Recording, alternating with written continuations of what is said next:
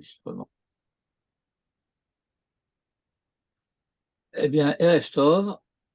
Alors, étant donné que nous avons d'une part Parashat Nasso et que nous sommes pratiquement Erev Shavuot, qui est Zman Matan Toratenu, eh bien, nous allons aborder un sujet qui apparaît déjà dans notre parasha, la parasha de Nasso, qui traverse beaucoup de thèmes en fait préparatoires au départ vers Eretz Israël.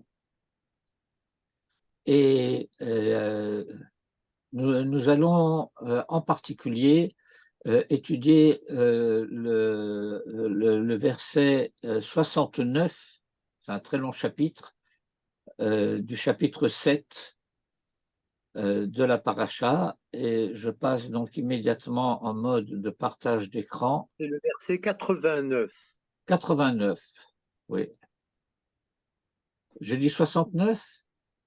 Oui. Ben, c'était une erreur. C'est le verset 89. Et voilà ce que dit le verset. Uvevo Moshe el Ohel Mored, le Daber Ito. Et lorsque Moïse venait dans la tente, on dit en français la tente d'assignation. C'est une assignation à comparaître apparemment. Mais enfin, Ohel Moed, c'est la tente de la rencontre, du rendez-vous. Le Daber Ito, pour parler avec lui, Vayishma et Hakol, et il entendait la voix, Midaber Elav. Alors, Midaber est une forme grammaticale tout à fait inusuelle. Et on s'attendrait à Medaber Elav. Mais le verset dit Midaber, et nous verrons dans quelques instants ce que Rachid dit à ce sujet, et que je vais traduire en tout cas déjà dans la mouvance de Rachid, à savoir que Moïse entendait la voix se parler vers lui. Mitdaber, Rachid dira que mot mitdaber. Elav, vers lui, mais al hakaporet, de sur le propitiatoire. C'est kaporet, c'est le couvercle qui recouvre l'arche d'alliance. Hakaporet, asher al Aaron haedut, laquelle caporet qui était en or et de laquelle d'une seule pièce émergeaient les deux chérubins, mi ben shene hakeruvim, d'entre les deux chérubins, vayedaber elav, et sous-entendu, elle, la voix, lui parlait vers lui. Uvevo Moshe, lorsque Moïse venait, Rachi cite pour commencer un enseignement concernant les méthodes de lecture de la Torah, et l'une de ces règles concerne le fait de savoir comment résoudre un problème provoqué par le fait que deux versets se contredisent. Shene ketuvim amachrishim ze et ze. Deux versets qui se contredisent. Bashlishi, vient un troisième, veichria benehem, qui tranche entre eux. Katuv echad omer, un verset dit, c'est au début de Vaïkra. Vaidaber Hashem elav me'ohel moed, vehu chutz la parochet. Que Hashem parlait à Moïse alors que Moïse se trouvait en dehors donc disons en deçà de la tenture. La parochet, c'est la tenture qui sépare entre le Echal et le Kodesh HaKodashim. Le Echal, c'est la partie du Ohel Moed où se trouvait l'autel des parfums, la table des pains de proposition et le chandelier. Et une tenture séparait donc le Echal du Kodesh HaKodashim, dans lequel se trouvait l'arche d'alliance avec les chérubins, et l'arche d'alliance contenant les tables de la loi, les débris des premières tables qui avaient été brisées, et y étaient déposés aussi un certain nombre d'autres éléments, mais ce n'est pas notre sujet actuellement de les passer en revue. Le Katuv Echad Omer, et un autre verset dit, c'est Dieu qui s'adresse à Moïse et qui lui dit V'dimbarti itecha me'al hakaporet. Et je parlerai avec toi de sur la kaporet. Basé vient ce verset et il tranche. Moshe ba el ohel moed. Moïse vient dans la tente, c'est-à-dire dans le Kodesh HaKodashim. Vesham shomea et hakol. Et là-bas, il entend la voix. Haba qui lui vient, mais al hakaporet, de sur la kaporet, mi ben shene hakeruvim, d'entre les deux chérubins.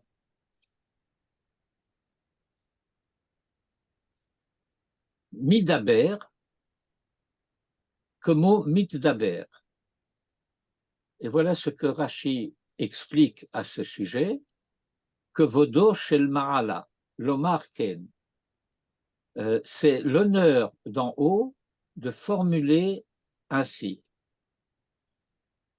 Medaber, comme si Dieu, Medaber beno leven ratzmo, se parlait à lui-même, ou Moshe shomea me'elav, et Moïse entend de lui-même.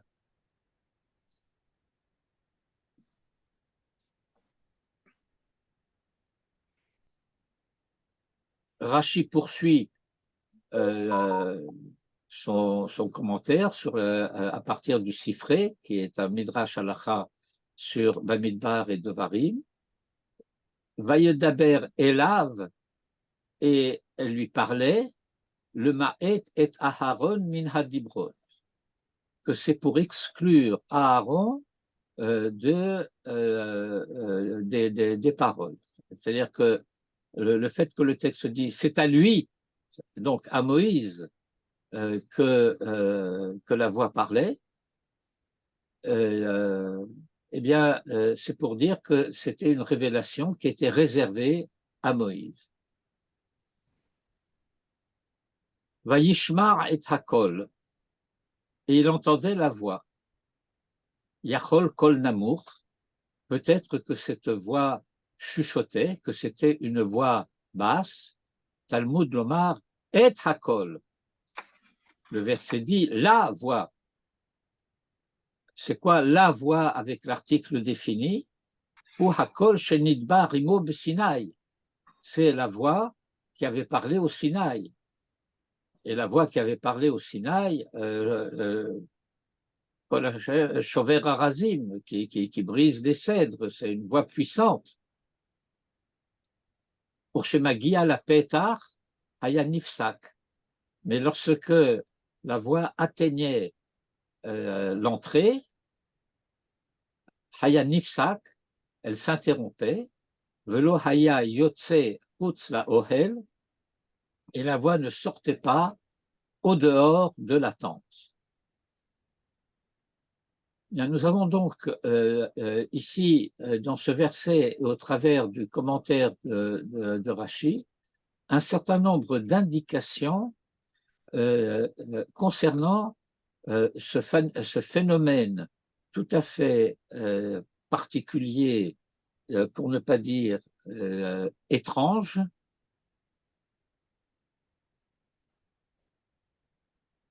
le fait que la révélation soit possible,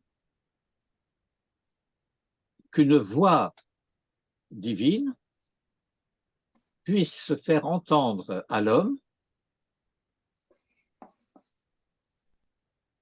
et dans des conditions très particulières, dont nous allons mener une certaine investigation à travers le commentaire du Maharal de Prague sur la première Mishnah des Pirkei Avot, Moshe Kibel Torah Misinaï.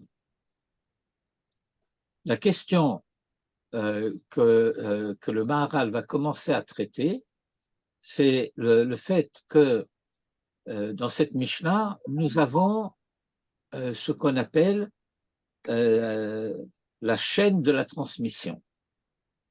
Moshe Kibel Torah Misinaï, Umesara Lihoshua, Vihoshua Liskenim, Uskenim Linviim, Uneviim Mesaruha, le Anshe Knesset Agodola. Hem Amrou, etc.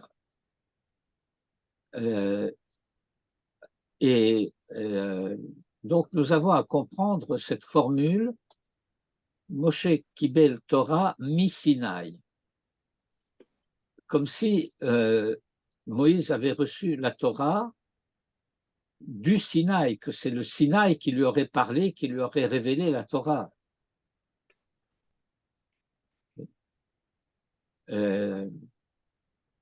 Alors qu'on se serait attendu, Moshe Kibel Torah, Makadosh Baruch Hu, Mipi Agura, une formule pieuse, si vous voulez, mais qui désignerait de manière extrêmement claire l'origine de la révélation telle qu'elle est décrite précisément au Sinaï.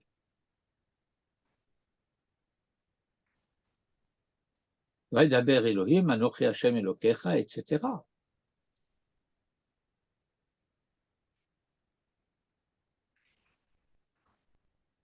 Je prends le commentaire du Maharal à partir du point où il s'explique de l'inconvenance qu'il y aurait à dire que Moshe a reçu la Torah de la bouche de Dieu.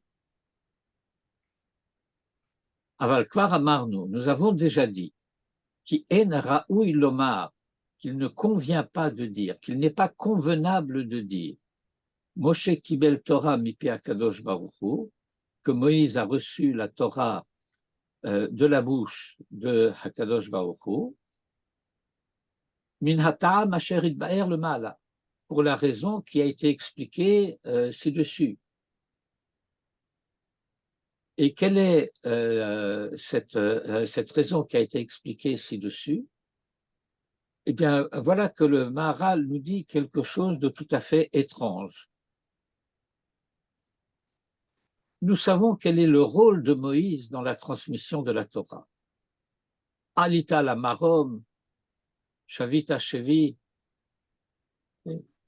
Il a fallu que Moïse monte et que de haute lutte, en quelque sorte, il arrache la Torah d'en haut pour la ramener en bas.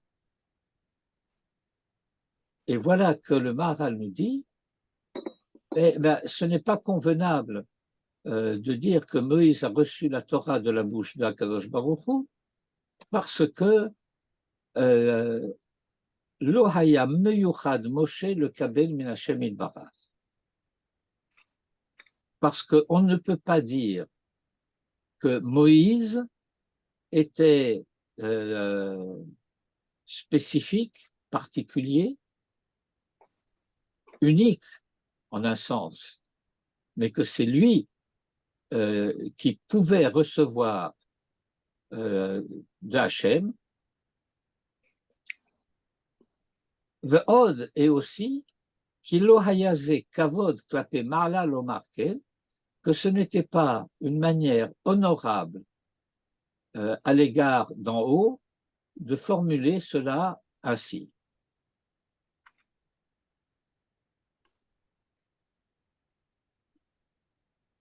Ubeperek Bet Shammai b'Masechet Yevamot, et dans le traité de Yevamot à la page 105b, Gabé Rabbi Ishmael Rabbi Yossi, fils de Rabbi Yossi, Euh, et voilà un élève qui se présente et qui veut étudier la, la Torah de la bouche du maître, et le shamash lui dit V'chi ata hagun lilmod Torah mipi Rabbi, est-ce que tu es digne d'apprendre la Torah de la bouche du maître? Amarle Rabbi Yossi. Et Rabbi Yossi lui répond V'chi Moshe haya hagun lilmod Torah mipi hagvura, est-ce que Moïse était digne de recevoir la Torah de la bouche de la puissance?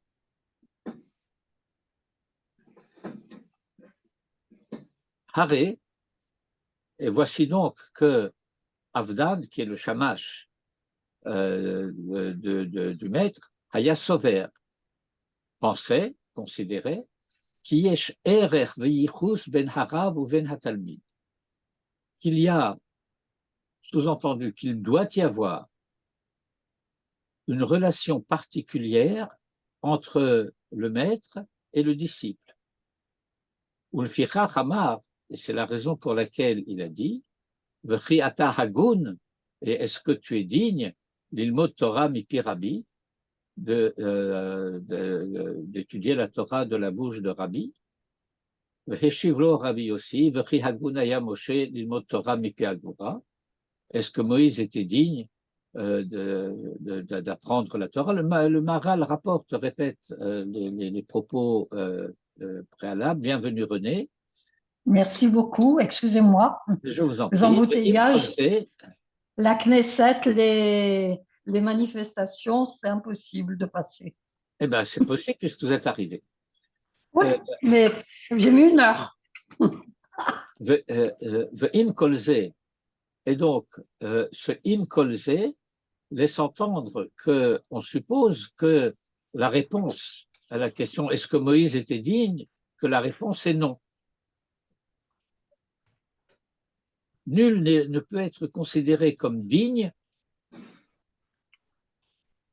d'apprendre, d'étudier, de recevoir la Torah de la bouche d'en haut. Im kolze, et pourtant, l'amad min Hashem yitbarach, il a appris, il est resté 40 jours et 40 nuits là-haut, précisément pour apprendre. Et il était seul avec Akadosh Baruch Hu. La reine, c'est la raison pour laquelle les rédacteurs de la Mishnah, Lo Amrou, n'ont pas dit Moshe Kibel Torah min Akadosh Baruch Hu, que Moïse aurait reçu la Torah de Akadosh Baruch Hu, Shelo Hayaze Kavod Klape Mala, parce que ce n'était pas honorable à l'égard d'en haut. Rak Moshe Kibel Torah Misinaï, mais que Moïse a reçu la Torah, Manitou nous enseignait qu'il fallait entendre Misinaï, non pas dans un sens topographique, mais dans un sens temporel, depuis le Sinaï. Il y a un moment dans l'histoire à partir duquel cette révélation s'est produite et qui, dès lors, se continue de génération en génération à travers les enseignements de maître à disciple, ou plus exactement de disciple en maître, jusqu'à Moïse, Mipi Agvura. Et ils n'ont pas voulu mentionner Veloratsu Liskor et Tselze à ce sujet, Hakadosh Baruch Hu. Veyoter Misé. Et plus encore, Amrou Razal, nos maîtres ont enseigné, Al-Hakatouv, à propos du verset. Quel verset? Curieusement, le verset 89 du chapitre 7. Vayishma et Hakol Midaber Elav. shehu kemo middaber, qu'il entendait la voix middaber. Or, le verset ne dit pas medaber, mais le verset ne dit pas non plus mitdaber. Il utilise une formule intermédiaire, midaber, et nous avons à comprendre que c'est équivalent à mitdaber. C'est le commentaire rapporté par Rashi que nous avons lu tout à l'heure. Uperash Rashi, Zichrono Livracha, Shehaya Hakol Medaber Imratzmo, que la voix se parlait à elle-même, ou Moshe Haya Shomea, et que Moïse entendait, Vezehu Derer Kavod le Ma'ala, et ceci est une manière honorable à l'égard d'en haut, que Ilou Lohaya Medaber Imhediot, comme si il, avec un I majuscule, ne parlait pas avec quelqu'un du commun. Hediot, c'est un mot grec qui désigne une personne du commun. Par exemple, Kohen Hediot par rapport à Kohen Gadol. Un Kohen n'est pas quelqu'un du commun, c'est un Kohen, mais par rapport au Kohen Gadol, eh bien, c'est quelqu'un du commun. Car Perash Rashi. C'est ainsi que Rashi a expliqué.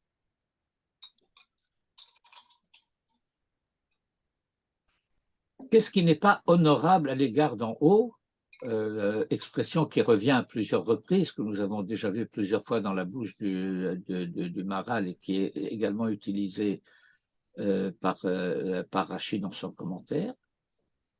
Eh bien,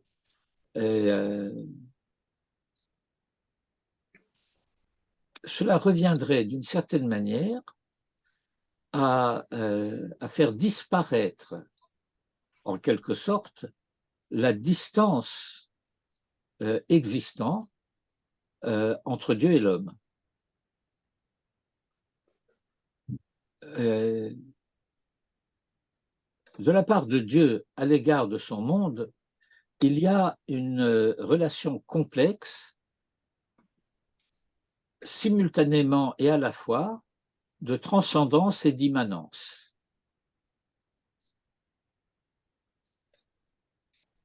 Kedusha et Beracha. Et c'est d'ailleurs cette dimension-là qu'exprime le Kinouï Hakadosh Baruch Hu, le saint source des bénédictions.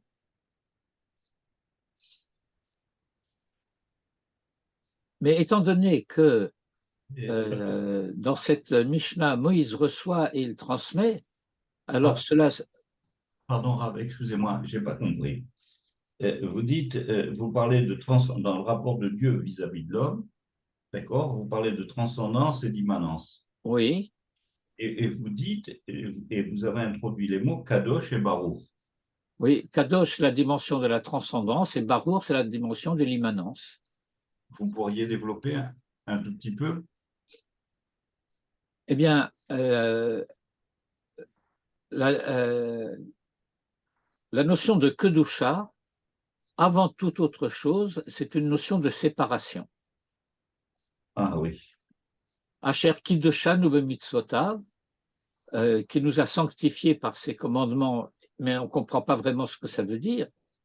Asher Kiddushan Ubemitzvotav, eh bien, il nous a mis à part du reste de l'humanité. Et comme le dit Rashi dans son commentaire sur le début de Parashat Kedoshim, Kedoshim Tihyu, Perushim Tihyu. Parouche.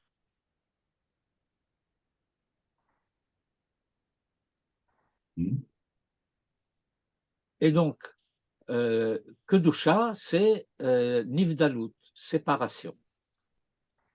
Mais Bracha, c'est au contraire relation.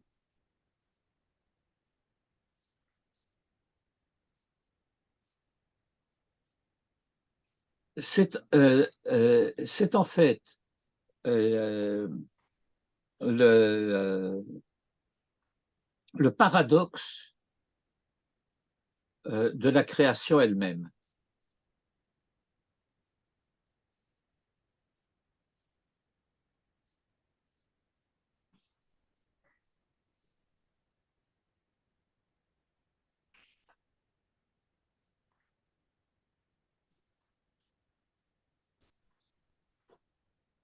Pourquoi?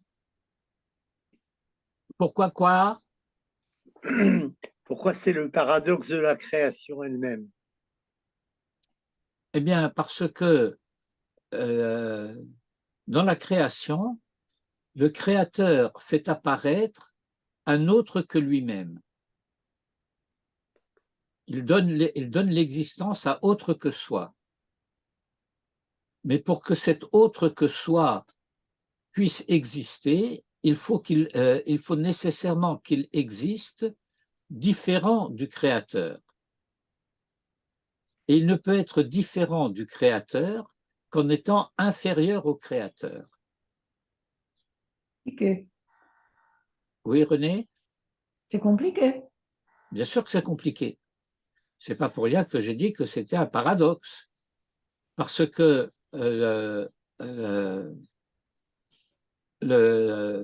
lorsque les philosophes de l'Antiquité abordent ce thème de la création, eh bien, ils ont tendance à dire que le créateur ne pourrait créer qu'identique à lui-même.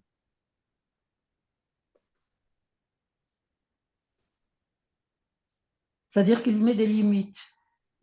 Euh, En fait, il met des limites. non, ça veut dire que si Dieu crée, il faut qu'il crée à la mesure de ce qu'il est lui-même.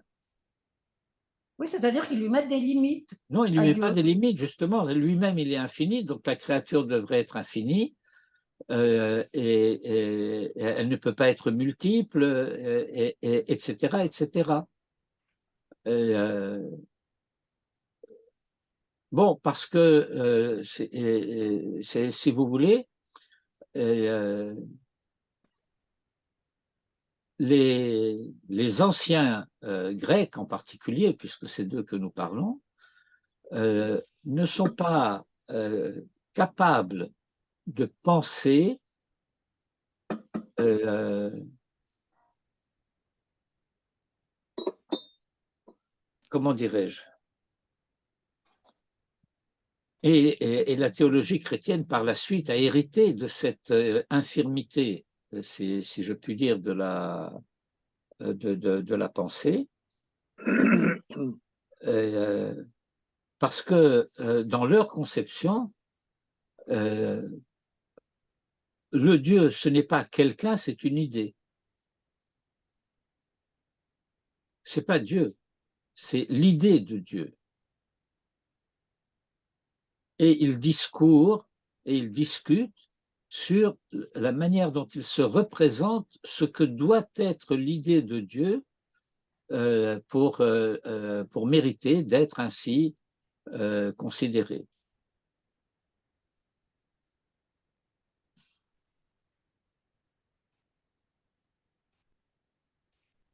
Or, le, le paradoxe dont je parlais tout à l'heure, c'est que, en fait, tout se passe comme si la création était impossible, parce que si Dieu crée, il devrait créer à l'identique, et qu'il crée quelque chose qui est imparfait, puisque par définition amoindri. Et comment le parfait pourrait-il produire de l'imparfait?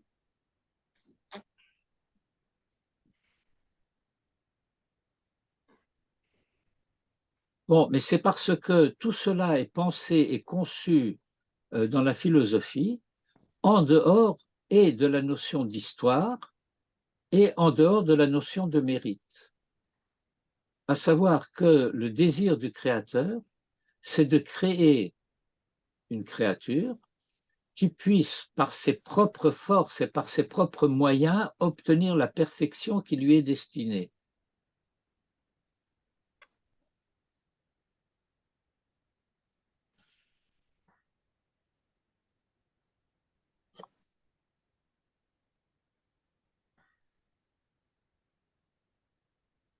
Et le thème ici reprend dans un autre registre, qui est celui de la révélation, cette thématique très analogue qui est celle de la création.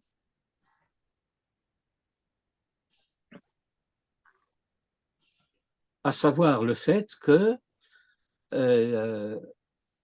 si la Torah est révélée, cela signifie qu'elle doit venir du dehors de la conscience de l'homme à qui cette Torah est révélée. Mais, et c'est une question que le Maharal pose dans Tiferet Israël,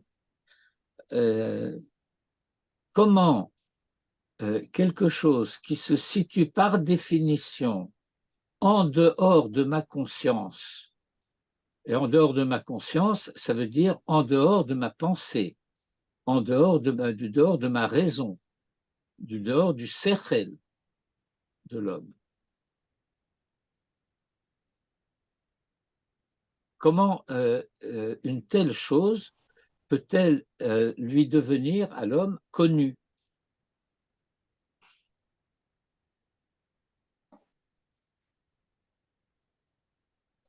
Nous savons que le mode d'apprentissage qui est le nôtre, c'est que nous apprenons en ramenant l'inconnu au connu et en élargissant en quelque sorte les choses. Le principe fondamental de la raison, et c'est donc aussi un principe fondamental de la logique, c'est le principe d'identité. Le principe d'identité, c'est une tautologie qui dit A égale A.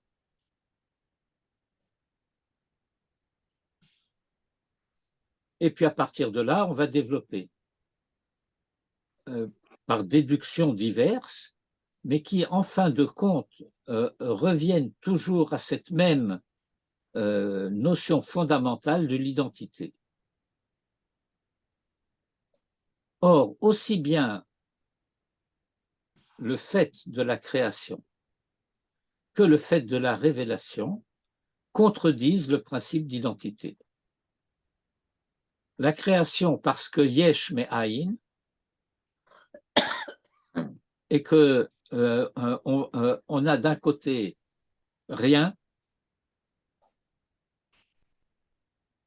et puis de l'autre côté tout,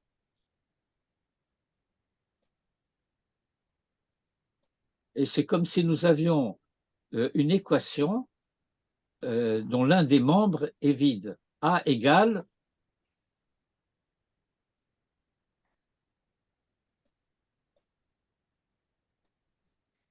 et dans la révélation, nous avons quelque chose d'analogue, mais dans un registre différent, et se pose la question de savoir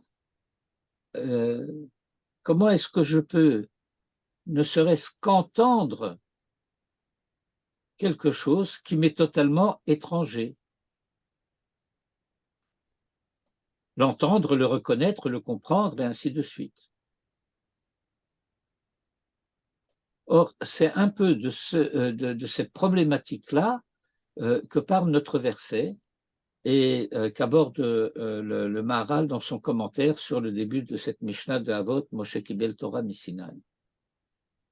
Le mode par lequel la parole se fait entendre à Moïse avec ce paradoxe qui se rattache au paradoxe précédent, où Moïse est à la fois l'interlocuteur privilégié pour recevoir la Torah, sans être dans un rapport d'interlocuteur privilégié entre Dieu et lui.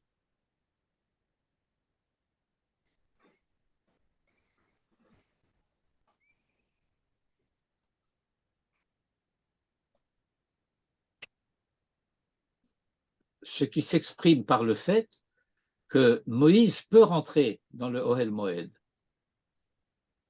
et il peut entendre la voix.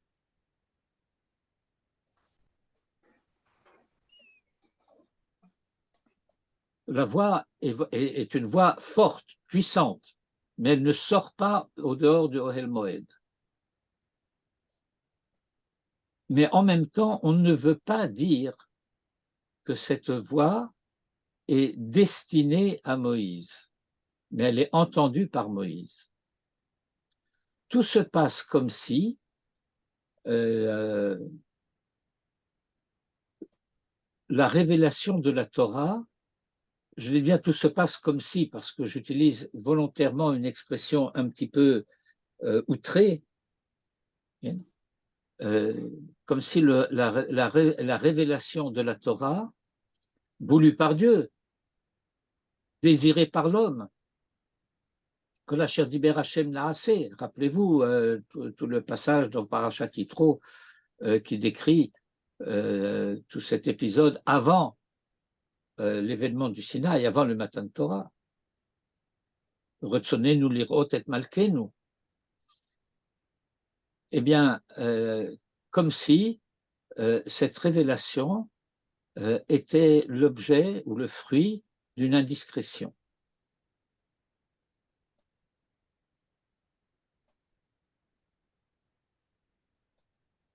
Dieu se parle à haute voix. C'est déjà en soi extrêmement difficile à comprendre. Parce que la voix est un phénomène physique. Or, Dieu est immatériel, incorporel. Il n'y a pas de corde vocale.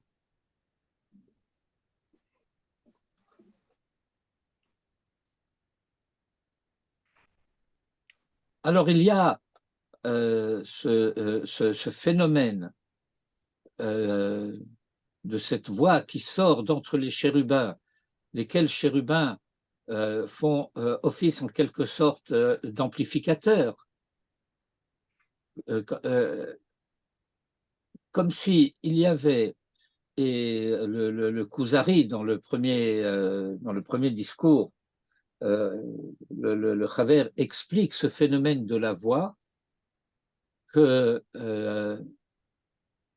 lorsque nous disons que Dieu parle, et nous disons que Dieu parle, Vaidaber Hashem, et nous disons aussi Vaidaber Hashem el Moshe, et donc ce qui dans cette description ici apparaît comme étant à éviter est l'un des versets les plus communs de la Torah. En permanence, on nous dit que Dieu parle à Moïse.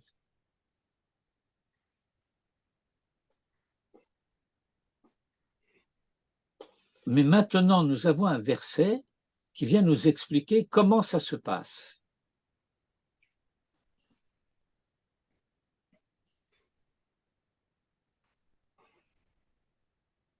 La vérité absolue se fait accessible à la raison humaine parce que cette vérité, en tant que telle, bien qu'elle ne soit pas produite par la raison, en tant que vérité est reconnaissable par la raison.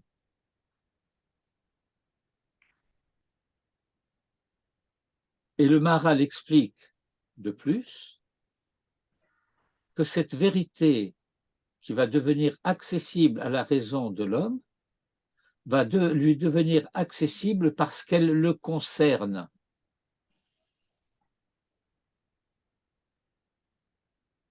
Autrement dit, l'interlocuteur de la révélation, c'est la créature telle qu'elle a été voulue par Dieu, qu'il a créée. C'est parce que l'origine de la parole et l'origine de l'être de l'homme sont identiques, la volonté divine, que cette parole va pouvoir devenir audible à l'homme. Et audible, ça veut dire aussi compréhensible.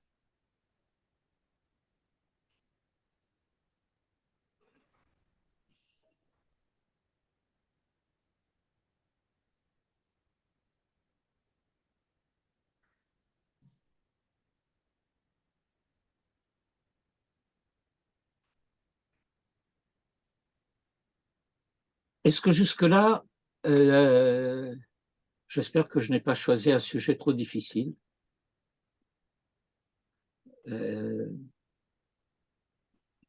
Mais est-ce que jusqu'ici, enfin jusque-là, ce que j'ai essayé d'expliquer est audible? Oui, c'est compliqué, mais C'est compliqué. Ben oui, c'est compliqué, mais c'est c'est tellement simple. très intéressant. Et quel est le livre du Maharal de Prague qui parle sur et qui fait le commentaire des Pirkei Avot? Derech Chaim, Hein? le Derech Chaim, Oui. il y a un gros livre du Maharal consacré aux commentaires des Pirkei Avot. Et que Manitou considérait comme étant un des livres les plus fondamentaux à étudier.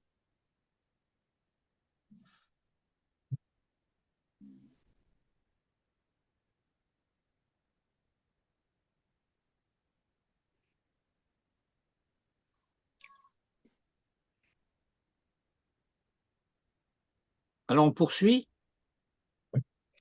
Pour moi, c'est un peu difficile de continuer. Je sais pas pour Jean-Charles et pour Dédé. Ça va, je peux continuer. Mais enfin, À toi, je sais que tu peux toujours continuer. non, pas toujours le soir, tu sais.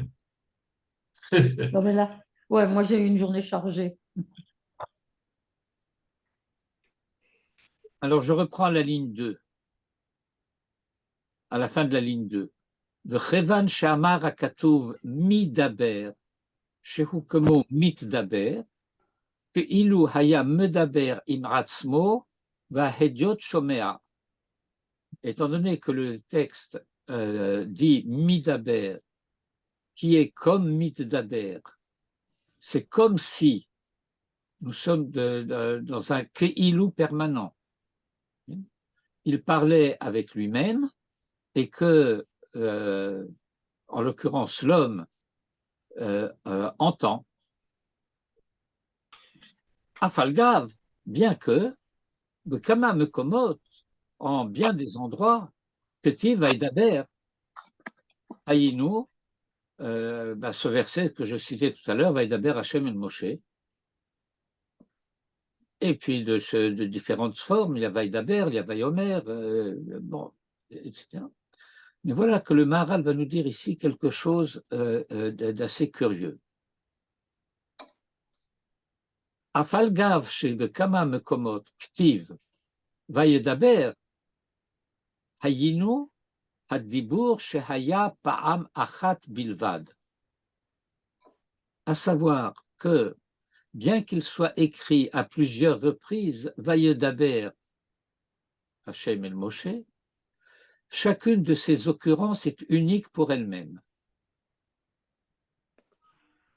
Et s'agissant d'une occurrence à chaque fois unique, Alze eno makpid lomar Vayedaber. Alors, il n'y a pas de souci à dire Vayedaber, parce que le souci serait al-haddibur akavua tamid, d'une parole qui serait prononcée, adressée en permanence à Moïse.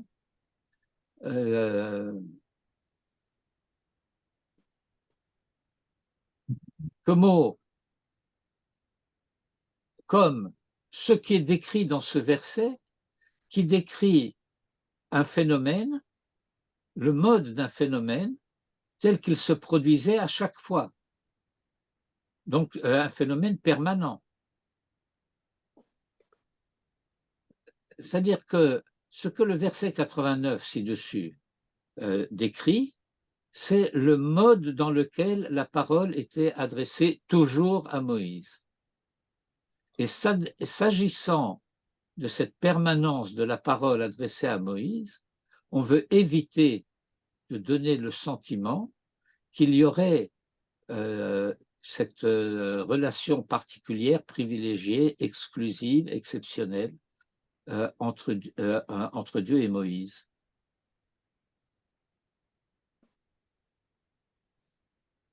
Vayishma et hakol midaber elav shehu nemar ala dibur atmidi, parce que cela fait référence à la parole permanente.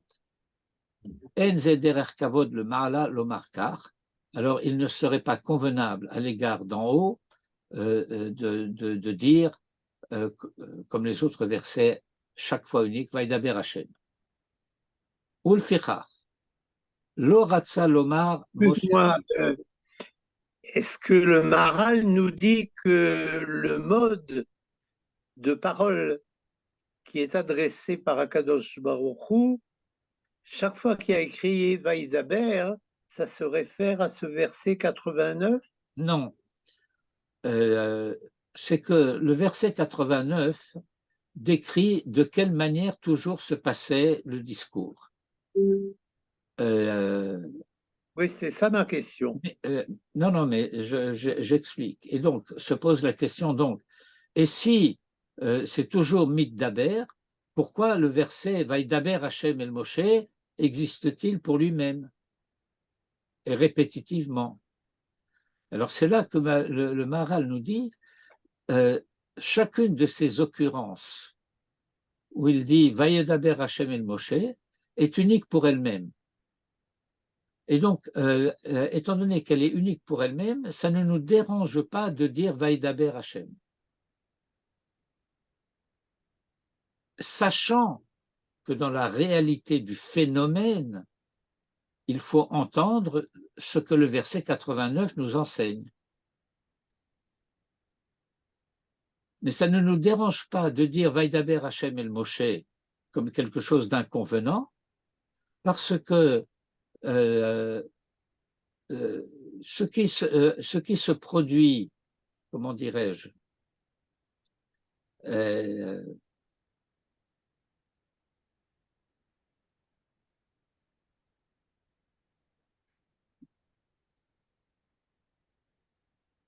bon, ce que le Maharal a dit, je ne peux que le répéter.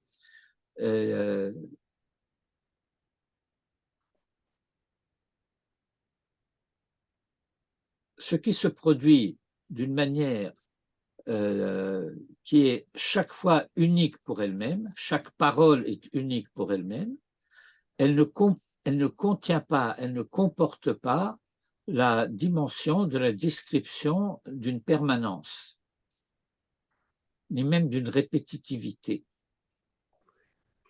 Et lorsqu'Akadosh Baruch Hu parle à Abraham, par exemple, ça se fait sur ce même modèle? Eh bien,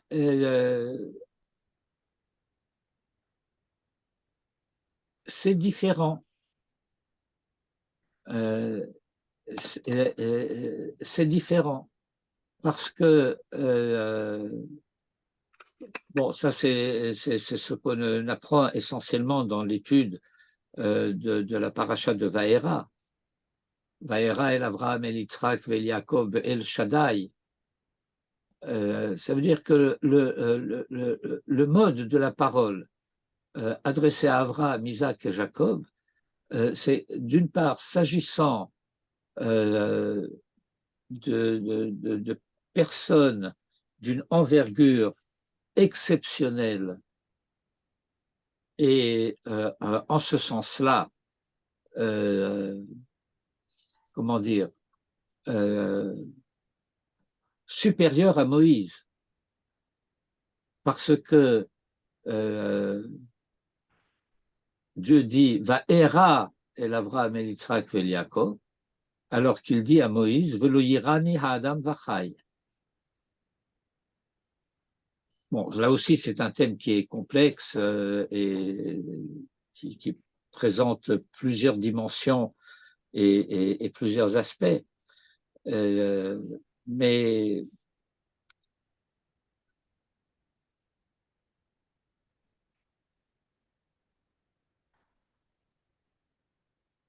nous savons que les patriarches avaient un rapport particulier au contenu de la Torah.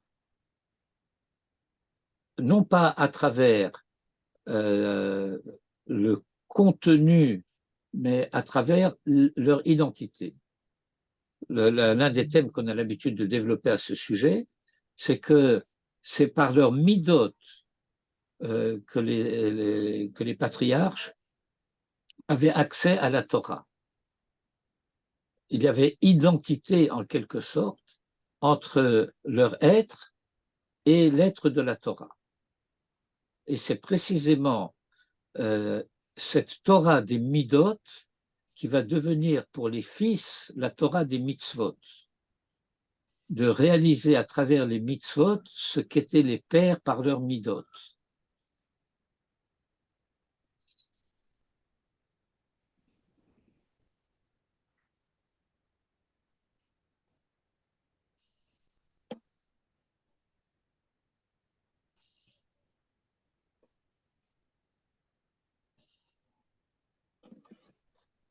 Bon, écoutez, si vous pensez que c'est trop dense, alors on peut s'arrêter là. Vous avez le texte, vous pouvez lire la suite du texte du Maharal, c'est plus très long, où il va élargir un petit peu le sujet, il va expliquer pourquoi Missinaï et pas Bessinaï et des choses de ce genre.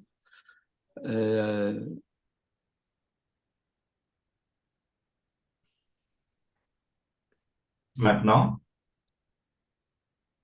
Comment? est-ce que vous pouvez nous envoyer le texte du Maharal maintenant? Eh bien, je vous l'envoie tout de suite, comme je le fais à chaque fois, tout de suite après le cours. Ouais. Merci beaucoup. Non, parce que je quitte Natania, alors je voudrais le prendre avec moi. Vous allez avoir le texte du Maharal et vous allez avoir aussi, j'espère très rapidement aussi, l'enregistrement. Merci beaucoup. Merci beaucoup. Rak Sameach. Alors, Chag Sameach, Shabbat Shalom. Shabbat Shalom. Ah oui, Shabbat Shalom, ouais.